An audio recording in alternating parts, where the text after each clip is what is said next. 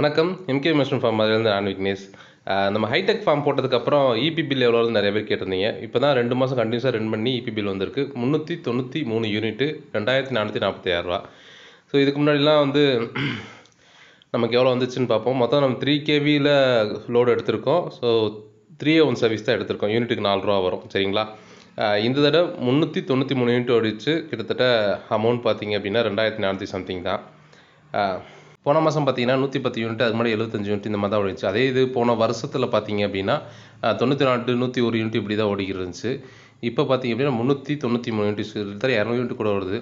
So இது பெனிஃபிட்டாக இல்லையான்னு கேட்டிங்க அப்படின்னா பெனிஃபிட் தான். ஏன்னா நீங்கள் வந்து ஹைடெக் மெத்தடை பொறுத்து ஃபார்ம் சைஸ் என்ன தான் போட்டாலும் ஓடக்கூடிய மோட்டரோ அந்த ஃபேனோட சைஸ் ஒன்று தான். இப்போ நம்ம போட்டது வெறும் 320 ஸ்கொயர் ஃபீட்டுக்கும் இதே தான். இதே நீங்கள் 900 ஸ்கொயர் ஃபீட் போட்டாலும் இதே தான். ஸோ அப்படின்றப்போ பெரிய சைஸை போகும்போது கரண்ட் பில் ஒன்றும் பெருசாக வராது. ஸோ தாராளமாக ஹைடெக் ஃபார்ம் போடலாம், லாபம் தான்.